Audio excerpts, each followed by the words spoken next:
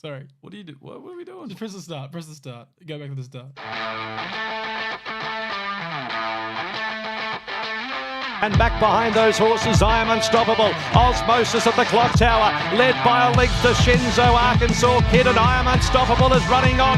The leader, Osmosis, with 50 metres to go. Osmosis is clear and will take it out. Ladies and gentlemen, welcome back to the Quaddie Poddy. Cashy joined by Nicko. How are you, brother? Doing well, man.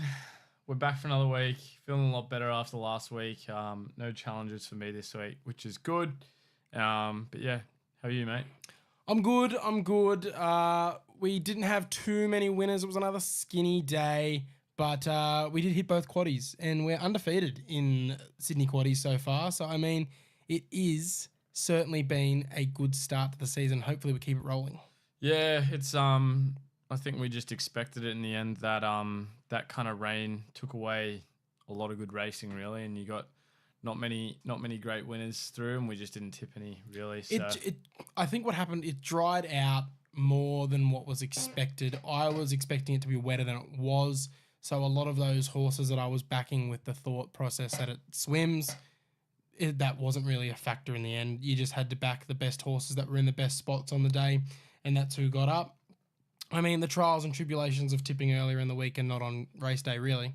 Yeah, fair enough. I didn't get to watch much. I was out in Mudgee for pre-season camp for footy. How was that? They smashes? It was good fun. There's that good training facility over in Mudgee, which was pretty cool. But I only got to watch a couple of the races, really. So I just assumed it was wet because I heard it rained here for most of the weekend. But if you said it dried up, then... Yeah, no, the weather gods turned it on in the end. The sun came out, sun was shining, track was definitely drying out, which, I mean, was a good thing for the better races of the day, because you had those worries about the Tempteds and the Autumn Glows of the world being able to get through the really saturated deck, and it ended up being perfect for them. But it was just those other ones, yeah, where we thought we're going to definitely need to back those 10 out of 10 swimmers, but not to be. Let's just go through it quickly on Melbourne before really unpacking Sydney. Observer just gets it done. He just digs and digs and gets it done. Exactly how I saw it sort of playing out. Like, just rolled along in front, and not all the way in front, but then when he hit his gear, the others just couldn't go with him. They were close, but just couldn't get him in the end. Yeah, good win.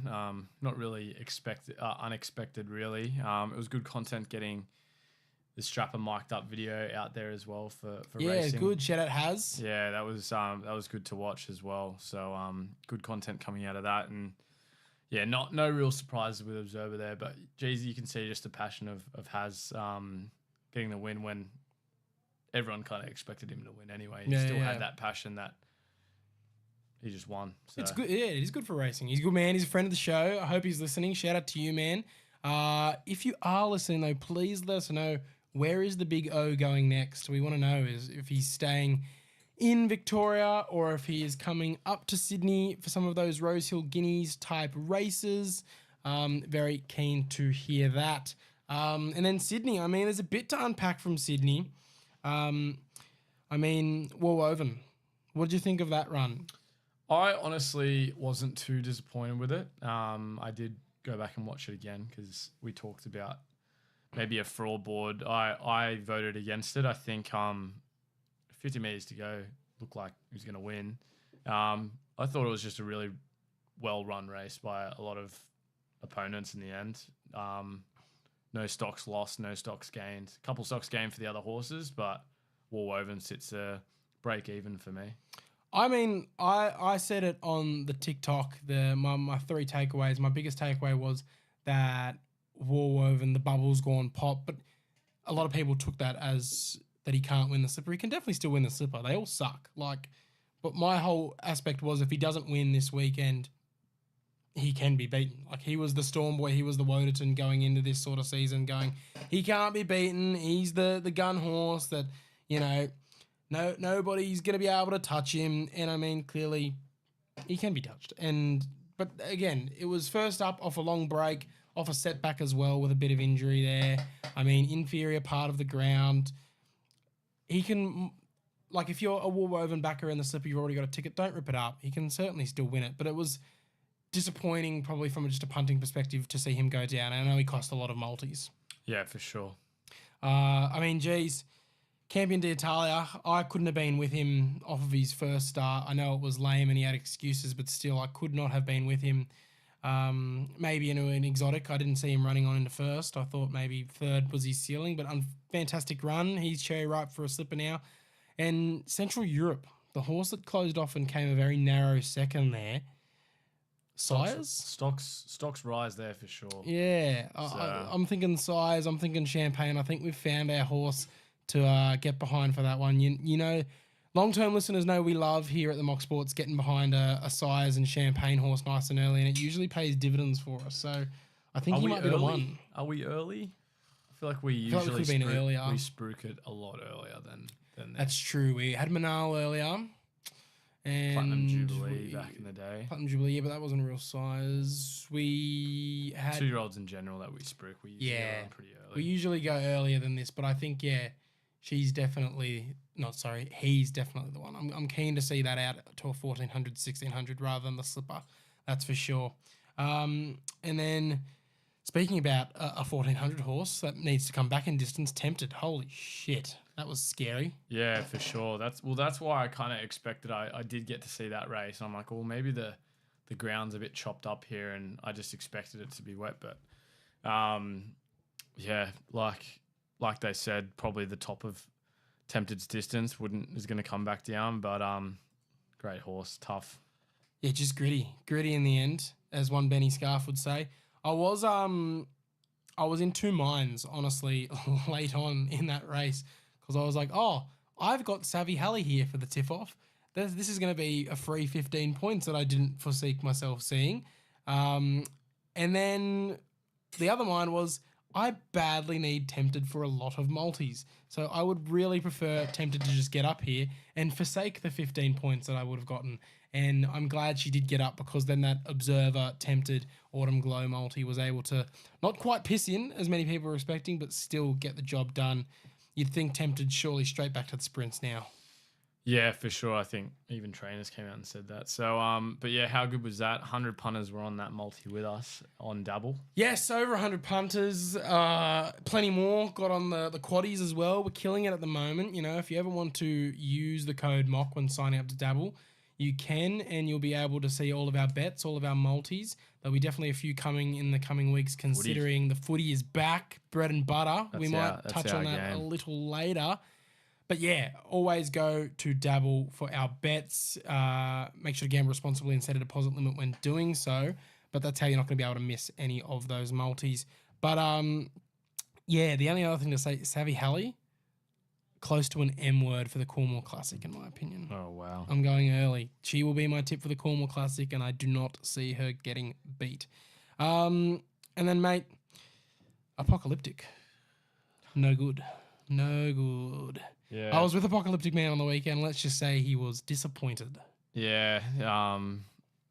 Tough, like, wasn't ever going to win, but ran very disappointedly in the end, really. The excuse was that she lost a shoe when jumping and missed the kick and yada, yada, yada, but I just don't think she's come on. I think she is not the sort of horse she was in spring. Plus, maybe she was one of those peak early girls. Maybe she was a Cashy in under 15s football type of horse. Peak early and then is not going on to do much later on in the career. What do you reckon? Yeah, probably. Wait and see. Do we put a line through her? Or do we give her one more start? You can do whatever you want, mate. I'm putting a line through her. We got Fraud Watch at the moment. Not with your handwriting, mate. Yeah, it's Treasure and Apocalyptic. Put a line through her. I reckon she's a fraud. I reckon she has not lived up to the hype that she had in spring. There you go. Our first official fraud for the autumn. There's a line through it. Yeah, I reckon you can tell. Yeah. Yeah, there you go. Big crosses through it. And then obviously Treasure has the opportunity to get herself off the fraud board or potentially even get a line put through her. Big telling week this week for Treasure at the moment. That's for sure. And then finally, mate, we got to touch on her. The big 10 in a row, 10 from 10, Autumn Glow. Yeah, tough. Then back up against the wall, that last win there was a couple doubters, and I know Sir Delius isn't peaking right now. It's only first up, but it's still people have always been saying she hasn't had much competition, and that was probably her biggest competition to date, I'd say. Still gap them. Aliana close behind, but they still gap them, those two horses. Did very well. So not much you can say. It's just keep backing her till she falls off, but she doesn't look like she's going to do that anytime soon. Aliana's got to be the most unlucky horse in the country now. Like, big fangirl vibes. Fangirl had to chase Animo and then chase Via Sistina. Aliana's the same, has to chase Via Sistina and now gets rid of her and has to chase Autumn Glow.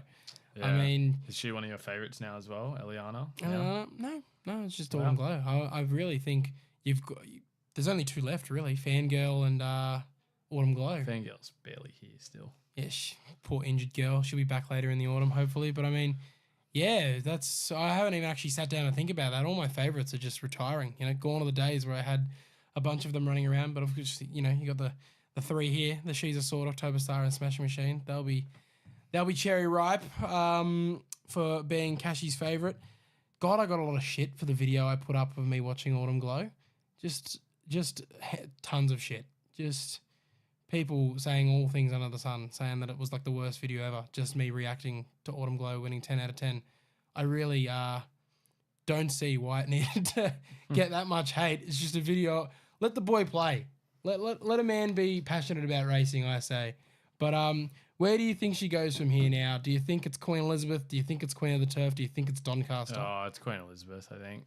Do you think if it's not Queen Elizabeth, that's a bit of a cop-out? I don't know, to be honest. I don't see her travelling. She'll stay in Sydney, I think. I don't know. I just... what do you mean by a bit of a cop-out? That she's avoiding the best of the best over 2,000 and she's just sticking to that mile. Because the owner, Macera, he's adamant he doesn't want it to go past a mile because he's not sure it stays 2,000 metres, so he doesn't want to risk a loss. Whereas Waller and J-Mac, they also know that, we're not super confident that, she's going to get 2,000, but we want to try because we think she's capable. It's not like a guarantee, but we would like to venture into the unknown and really take on the best of the best because we do think that she has what it takes to get the job done. Yeah, I don't know. It's hard to say. I think spring's her real grand final, and if it comes to it, they won't even run her for a grand final in Sydney. I think, in autumn. George Ryder, she'll piss in that, and then it'll be determined where she goes. I'm hearing Doncaster, but it could be anywhere. You never know with Chris Waller. But, we don't have the hotline today because Cashy, inevitably, it was always going to happen at least once, forgot the actual phone that people call through. But I'm just going to say it was a lot of apocalyptic hate. A lot of people giving Apocalyptic Man his due hate there for his horse going bust there. But we got some listener questions. Hit us, mate. Life of Daniel, if you could send a horse anywhere in the world, which race would you want to win? Wouldn't probably travel outside of Australia. Yeah, really. I mean, Everest or Melbourne Cup's really the two pinnacles. Probably Cox Plate for me. Yeah, true. Cox Plate. I mean, if I was to go international, I guess... Arc de Triomphe, I guess. The Arc, probably. Yeah, it's about it. Franny asks, hey lads, not horse related, but what's your AFL Premiership call? Also love the chat with Robbie. Oh, thank you. Yes, if you want to listen to our chat with Robbie Dolan, you can. Spotify, Apple Podcasts, YouTube, getting a lot of good feedback. Well, we're going to put it out on the socials, our AFL predictions, but just give me your Premier now. Swans. Of course it was going to be Swans. It was always going to be Swans with this guy. I got the Crows. Give me Adelaide. Darcy, how far was your heart and your ass the last 50 of the surround?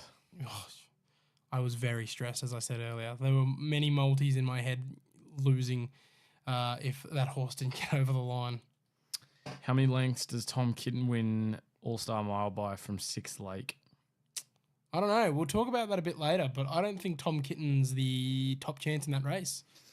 Harry Sport, can Stapati win off Tassie form? You're the Stapati man, bro. Unfortunately not. Place it best. Loves a place, that horse.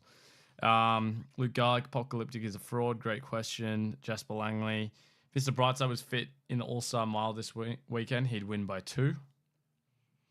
Thoughts? I mean, that horse is also like, you don't really know what to do with that horse these days because he's got to slow down eventually. And he kind of did in the spring, but also kind of didn't. So I'm not really sure what would have happened with him if he was lining up here. Josh Barrett, would you rather own Tempted or Eliana? Tempted. Eliana's... Tempted's going to win more races. Yep. Yeah. a couple questions about is 57 kilos concern for Tentyris. We'll touch on that a little bit later. Yeah. And the last one, Lockie Howard has attempted, proved she should stick to 1,200 meters, or has Savvy Halley just gone huge in that race? Nah, she needs to go back to the sprints. It's proved she's a sprinter out and out, and Savvy Halley, miler. For sure. Alrighty, let's just get into it. Bit of the track rundown. Like I said, if you like any of the bets before we get into them, dabble, code MOCK, set a deposit limit when doing so. But the weather should be fine, okay? We've had a lot of rain in Sydney this week. The track's currently soft 6, but I see it drying out to good 4 or at least a soft 5, okay? I think probably we're on a soft 5 or a good 4 with some juice in the deck. Rails out 5 meters for the 1,000 meters to the winning post, out 3 meters for the remainder. So keep an eye on those leaders. Race 1, 1,600 meter midway, benchmark 72. We don't often go the favourite in these type of races, Nick, but Iceman, I'm just going to have to play the straight bat here. Can't not be on him. 2 very solid runs so far in the prep that has shown some really strong runs through the line, gets to the peak of his fitness, gets to the peak of his distances, gets to a track where you really get to stretch out, should be winning $4.40. Gimme Iceman. Fair enough, mate. I'm with you there in the first. Good enough for me. So not very often, but we'll take it. Move to race number 2 here. You've got the Randwick City Stakes. I know, at no the highway. 2,000 meters, which is awesome. You got some horses running around here that are a good chance. In particular, I think you need to look at Sam Hawkins, Juju Kibo, Piggyback, Campbell-Dino, Travolta, Alla Chance. It's a real open race, and I think we've backed all those horses, really. We've backed most of this field before in races. So I'm going to stick with Juju Kibo. First up run, wasn't at the distance needed. It's getting the extra meters that it needs. Has won at the distance. $8 is good enough for me. This will be one I'll be watching closely.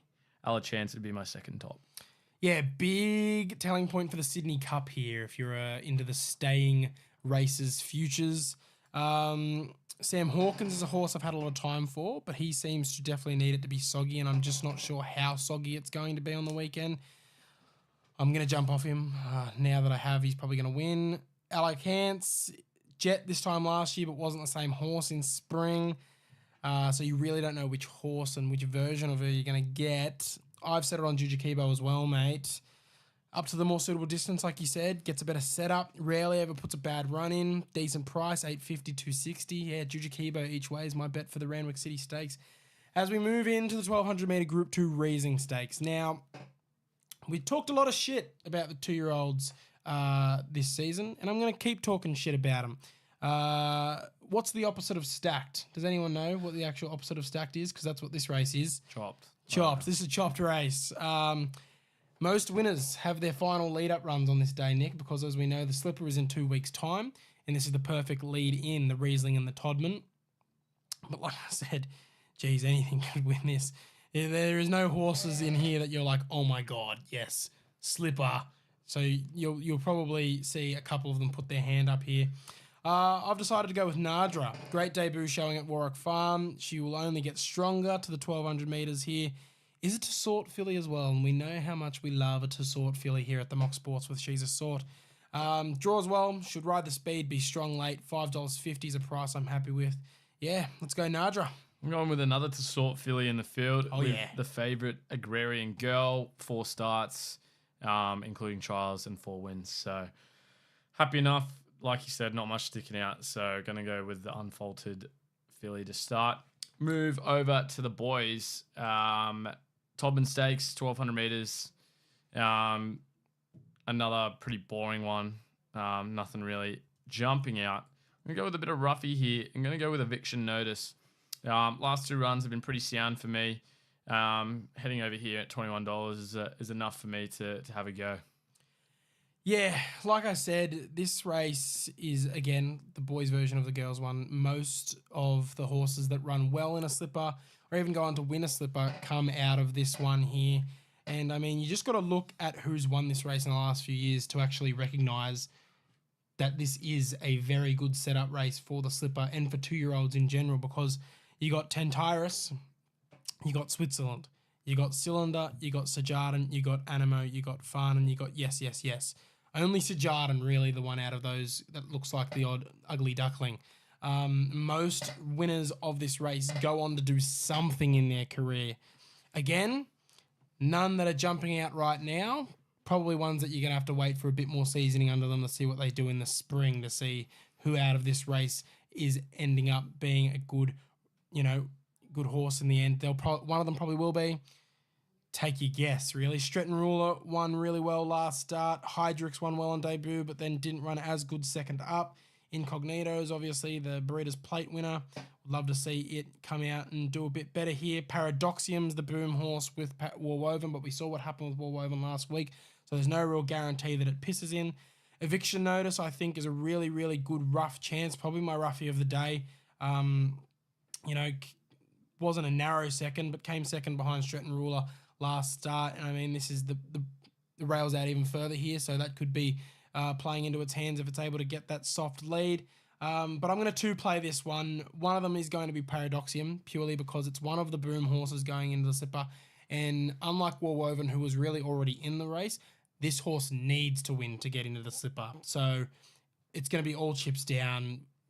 Bjorn's going to make sure that it's ready to go, and it's going to have all intention to win here. It's not going to have the intention like maybe one of those Waller horses to just run some quick sectionals at the end to prime it for grand final day. If it doesn't win here, there is no grand final day. I'm also going to be on Wolf Gap at each way odds because it's the one that beat Nadra with a hell of a run. So I'm looking forward to seeing how that Nadra Wolf Gap form sort of lines up there.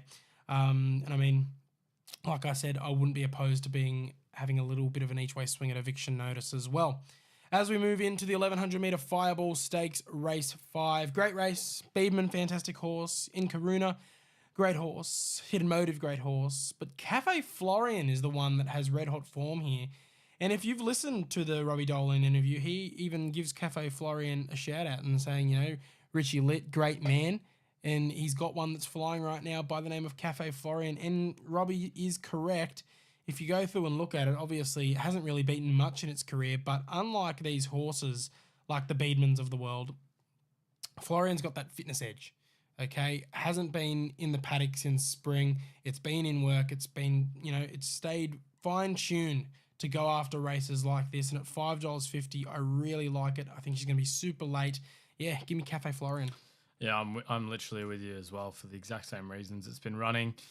It's got the fitness. I don't think the first up horses will get on top. We move to race number 6, 1600 metre race here. Probably one of the more quiet races of the day. I won't be betting too heavily into it. I'm going with another roughie that's set far out. I'm going with another roughie that is stepping up in class in Sophisticated. $35 and $7.25 is the price I can have. Won nicely last week, or the week before maybe. But I'm going to go with it again here. 53 kilos on board, 6 barrier is good enough for me. $35. How good is that? Geez, you'll be licking your lips if that gets up, but I hope it doesn't get up because one of my more confident players comes in this race in Panito. Comes here off of that run behind Lazura last start. And geez, I still can't believe Lazura somehow lost from that position. But Panito was that eye-catching Godolphin horse down the outside late that really closed off with a lot of speed and looked like she was going to eat up extra distance, which she gets here. It was one of those classic, Waller, blow the cobwebs out, get them set for a race in the future, like I mentioned with the 2-year-olds here. Also, last start was the only time she's ever finished out of the placings. So it's a horse that rarely puts a foot wrong either. And then J-Mac goes on. Obviously, there's a bit of intent to win here, a bit of confidence. So yeah, I'm actually pretty confident she gets the job done here. She just needs to find a good spot in the field and be able to get a clear lane to the line to be able to rev up her gears and not get boxed in from that 5th barrier. J-Mac should be able to get the elbows out and get her to a clear lane. $3.70, I'm very confident that Panito gets the chockies there.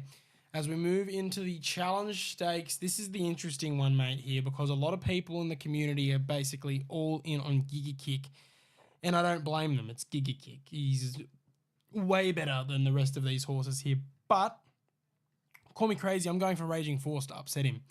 Giga staying at the 1,000 metre concerns me a little. You'd think he'd probably be better stepping up in distance now.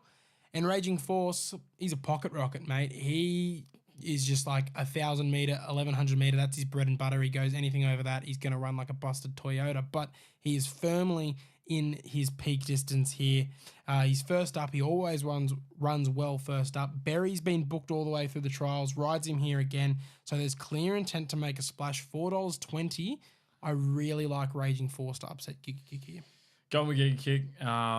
Loves the track. Gets it done. 7 starts. There's only 2 runs outside of the top 3 with 2 wins in there as well. Doing well. Should get it done. Pretty happy with it. Fair enough. Skip race 8 and 9, mate. We'll go to race number 10 straight away. 1,200 meters. Going to be pretty to the point here. I'm going with a bounding. First up, after a couple of weeks off, $11 is the price to have. And just a horse that I reckon can get it done. Only real query is hasn't been up to Sydney. Is a Melbourne horse through and through, but loves the distance, can get it done. 10 starts, 4 wins, and overall 7 out of 10 in the top 3 from the distance. Well, there you go. I'm going to be straight to the point as well. I am on the Gangster Granny. Short, but deserves it. Has the Autumn Glow form. Let's see if it stands up here. It did, but didn't stand up in the spring. She was able to get 1 win out of it. Probably should have gotten more, but I mean, when you're chasing around the Autumn Glows and the Steffi Magneticas of the world and the Manals of the world, she's lost to Manal, Steffi, and Autumn Glow all in the last sort of 6 months. Yeah, 6 months. So, I mean, she's been chasing really good horses. She doesn't get them here. I'm keen to see how it goes again. J-Mac jumps on. So there's a lot of confidence from the camp, clearly, that it's going to be able to get the job done. Awesome. Alrighty, the great autumn tip-off, mate. I am still out in front thanks to the Streisand pick. And I'm going to promise you guys that by next week, when we sort of hit the halfway point of the season, we will set the official punishment for whoever loses. Again, if you're just joining us, it's as if you put $1 each way on the horse. That's how many points you get. And basically, whoever makes the most money or gets the most points at the end wins. And I'm going for 4 straight tip-offs, which has never been done on the show. We got 4 good races to go through here today. What have you got for us first? Is it the All-Star Mile? All-Star Mile to start, mate. Take us through it. You've got Pride Jenny, Treasure of the Moment, Tom Kitten, Steffi Mag, Buckaroo, Antino, Evaporate, Like a Lucy, and Sabaj. I'm pretty sure that's... Yep, that's the full field. Everyone that is in price order as well. Pride Jenny looks to come out and win this one probably if she gets the run of the race. I presume someone will go with her. I don't know who. Maybe if Treasure of the Moment goes with her, Pride Jenny won't win, but neither will Treasure. So, but if they leave her, she'll win hand in hand. So I'm going to go with Antino here. I reckon Treasure will chase. She'll get Pride Jenny out of the race, but she'll also take herself out at the same time. Antino will come over the top at $12. Is a great horse when at its best. I think can get the run of the race. Jamie Mellum on board. Great jockey, can get it done. Antino for me. I don't mind that call. Just quickly, we forgot to mention Step Hardy and Watch Me Rock, but no, they're not going to be winning this race. I think you're on the money there. I think Treasure is going to be that one to pressure Pride of Jenny, and as a result, Pride of Jenny doesn't win. I think Pride of Jenny has been figured out now. You just got to pressure her, and then she goes to water.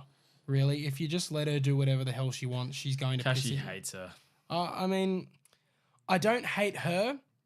I hate what she does to good races, if you know what I mean. You hate what she does to you. Yeah, jeez, she just ruins my bank account. But I feel like in the last sort of 18 months, she has obliterated a lot of good races. And I know that it's super cool and super impressive to see her out in front and win by so much.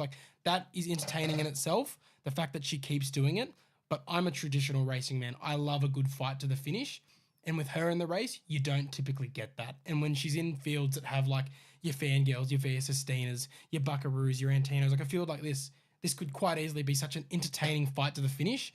But then if she comes out and they let her do what she wants and she just wins by so far that the other horses think that they're winning because they've even forgotten she's in the race, she's so far in front, that's less entertaining to me than a nice fight to the finish, like Attempted and Savvy Halley on the weekend. Yeah, but blaming a horse for going out and just beating other horses because it's running better is just... I know, it's terrible logic, but it that's makes just, no sense. It is. It doesn't make any sense. That's why I find that she's probably the hardest horse that I have a relationship with because I just respect her so much, but then I also hate her so much. You do not respect her. No, I don't like the owner. I respect her. I hate the owner. You don't Fuck respect Tony Otterbury. I'm more than happy to say that. Okay. But Tom Kitten is a good chance. Pride of Jenny, again, it's a matter of what happens with her. I think you're right, though, that Treasure and Pride of Jenny take each other out of it. And I think that it allows a Tom Kitten or an Antino or the horse I'm on, a Buckaroo, to come over the top. Buckaroo in the futurity, you had to have a pair of eyes to see what that horse was able to accomplish. Just incredible. Like, the way he closed off from out of nowhere to come decently close to Pericles in that one. You just have to think another 200 metres here. If he gets the right sort of slipstream, which he should with Zara on in that sixth barrier, I'm really looking forward to seeing him just open those gears and just fly down the Flemington Straight. I think Buckaroo can get the chockies here, $8, $2.30. It's a good each way bet there. Awesome. We'll move to the Newmarket, mate. I'll take you through the field. Tentyris is at my Giadola. My Gladiola. War Machine, Angel Capital, Caballas, Benedetta, Woderton, Barraquil, Sepals. I don't know how to say that one. Palatine, Gallant Sun, George's Mistruth, Disneck, De Burgess, whatever it is, and Scrimp. I don't know how to say that one either. Scripper. You try and say that one. Scripper, yeah. That won't win anyway. It's fine. Don't need to say them. So, mate, the 57 kilos, is it too heavy? The last few winners has been 56 with Jolly Star, 51.5 with Cylinder, 51.5 with In Secret, 52.5 with Rockin' Horse, and then 57 with Zootori. So Zootori is the last horse to win at 57. And then you got to go back to Red Kirk Warrior in 2018 with 57.5. I mean, and then after that, the next one down there is 2012 with Haylist 58.5 and Black Caviar. So you got to be a pretty decent horse to get it done with that much of a weight. Do you think it rules him out? No, I think he wins. Should win nicely. First up looked awesome. If I'm on Giga Kick, I've got to be on Tentyris. So should get it done. $2.30 multi-filler for the day. There's not really much else standing in its way, I think. Yeah, I don't see the argument with the weight, and you know that I love to have an argument with history and weights and telling us everything. Not in a short race like exactly. this. That's in the stayers races. That's in the cups. In the sprints, it doesn't matter as much. And as you've just seen, it can be done. Jolly Star got it done with one less kilo last year, and I think Tentyris is a better horse down the straight than a Jolly Star, and I don't think that anyone's going to argue that with me. If Jolly Star can get it done with 56, then Tentyris can surely get it done with 57. What he did last start was freakish. Tardy away, last with like 200 metres to go, and then in the blink of an eye, he was over a length in front. And the fact that he gets another 200 metres here, the fact that he's not really facing anyone that he hasn't proven that he can beat before, I mean, unless an Angel Capital jumps out of the ground, or maybe even a War Machine, really, there's nothing stopping him. Old mate Woderton's going around though at 50 kilos. What do you think about that? Better chance, but yeah, been on it too many times. I mean, yeah, I know. I'll be spewing. I know that there's a big weight difference there to the Wodertons and the My Gladiolas of the world, but Tentyris is just that guy. I think that's all I can really say, and I know I'll get a lot of shit for saying that, but yeah, I think he is that guy. He's going to prove he is that guy, and weights no matter. I just think Tentyris will bust in the Newmarket. Awesome. We'll move to the Canterbury, mate. Jolly Star, Lady Shenandoah, Gringotts, Bay Walked, Napoleonic, Linebacker, Yorkshire, Headley Grange, Nepotism, and NCAP is your field. Straight to the point. Jolly Star, first up win, very dominant. Best sprinter in the country, in my opinion. Goes around. Second up should win. I mean, I said it last start, and I will back that call in again. Best first up horse in the country and gets worse with every start. I'll never be on Jolly Star in a grand final, but that first and second up is where you're going to get the best of Jolly Star. And, I mean, all she's got to do is hold her form, which we've seen in the past. Sometimes she doesn't. But, I mean, the fact that she isn't really meeting much else that she hasn't proven that she can beat before. Again, Bayvukt may be a bit of a danger. Lady Shan, if she's able to really get through her gears. But, yeah, I just think that Jolly Star probably should be the winner here. Linebacker maybe also a bit of a danger. We'll cover it in the quaddie for a reason, but I think Jolly Star should be getting the jockeys. In spring, do you see Waller taking Jolly Star first up into an Everest?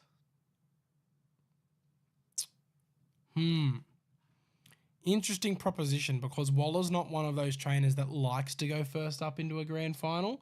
But if you look at a horse that goes so well first up, went, I think, second up into the Everest last year. I think, I can't remember if it was I think second it up. went- One I of think the it years, went- one I of the think it went- Everests. I think it was went second up. the shorts and then to the Everest, I think. One of the Everest attempts it's had was definitely second up, and I think one was third up, if I'm being correct. But I think not a terrible call for a third crack at the Everest. I mean, it probably gets a slot because, I mean, what else are people really going to pick? Unless it goes over to Royal Ascot and doesn't come back from Royal Ascot it's in the same shape. Honestly, I like that call, because especially if it's coming back from Royal Ascot, it might not have the time to really have a strong first up hit out, and maybe the best you're going to get her is first up in an Everest. Fair enough. Let's move to the feature race of the weekend. Yep. Randwick Guineas. We have got she's a Alibi, Autumn Boy, Ninja, Attica. Should I stop reading the field now, or do I keep going? No, I keep going, but I don't think anything else wins. Decorum, Rivellino, Green Spaces, Providence, and Dusty Bay.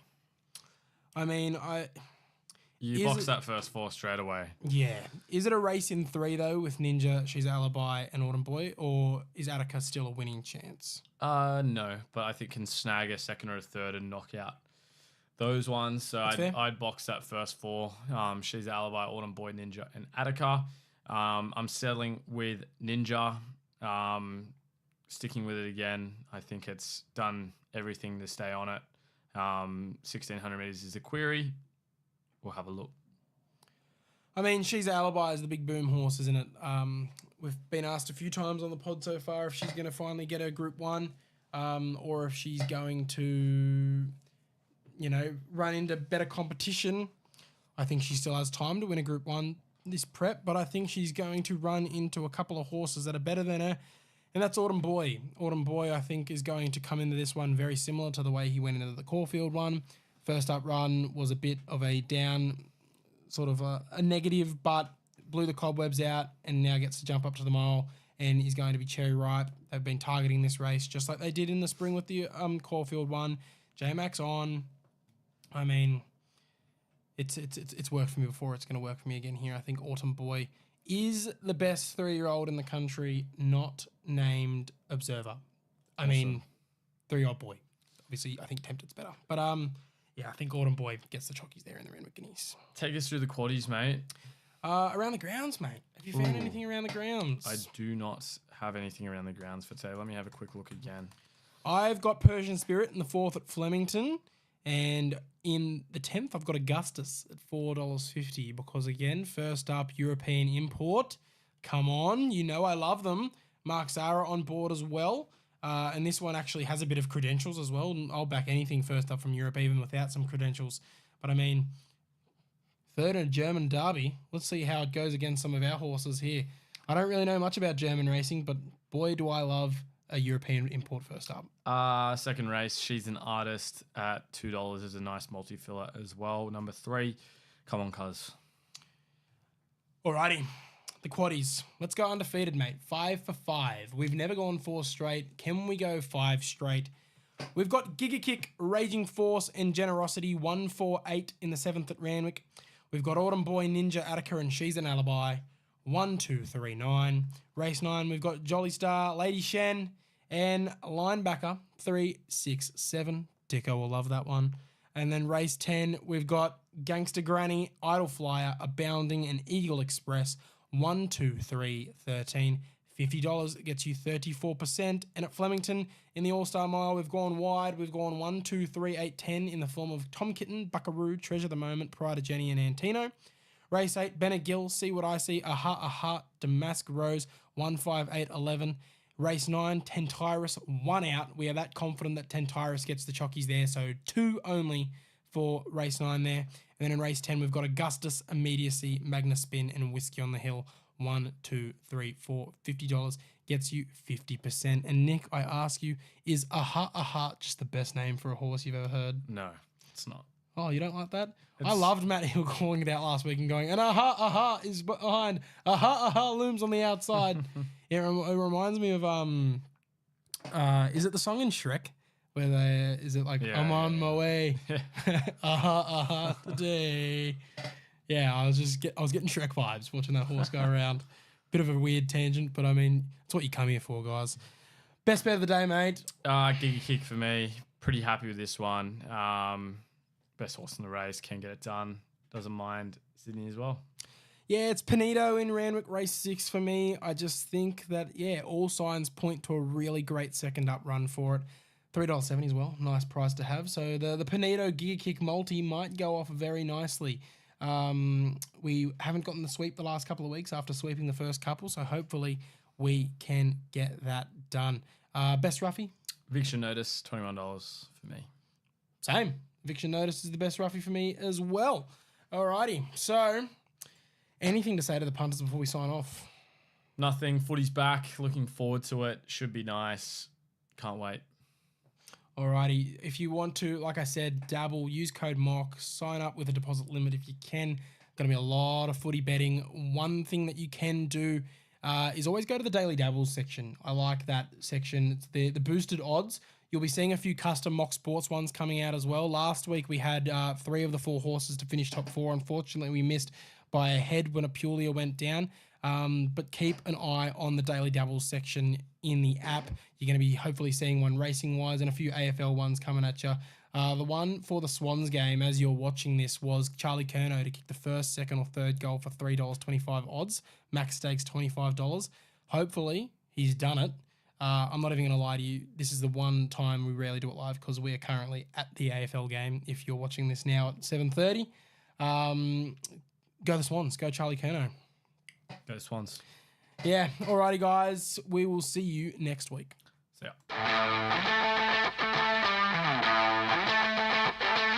And back behind those horses, I Am Unstoppable. Osmosis at the clock tower, led by a length to Shinzo, Arkansas Kid, and I Am Unstoppable is running on. The leader, Osmosis, with 50 metres to go. Osmosis is clear and will take it out.